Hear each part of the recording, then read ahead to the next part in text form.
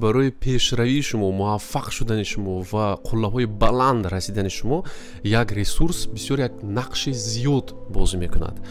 این ریسورس همه ما میدونیم لیکن کم اعتبار میدیم. این دوستای عزیز سلامتی است. برای چی ما سلامتی در بسیار وقت اعتبار نمیدیم؟ برای اینکه انسان همیشه ساخته شده است که چیزی که میبیند ویزوال نه همون چیز اعتبار میدهد. از سلامتی ما دیدن نمیتونیم.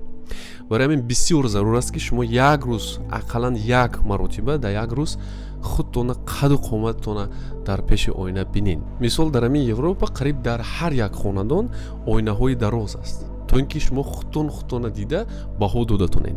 دوم با ورزش مشغول شدن اقلا نیم ساعت در یک روز. سومش این بسیار مهم، من خودم اعتبار نمیدم. اگر خانه روم، اگر وقتی که مادر با مزه میپزن همیشه میخورم، لیکن با قد امکان چی خوردیسین چی نوشیدیسین اعتبار دین.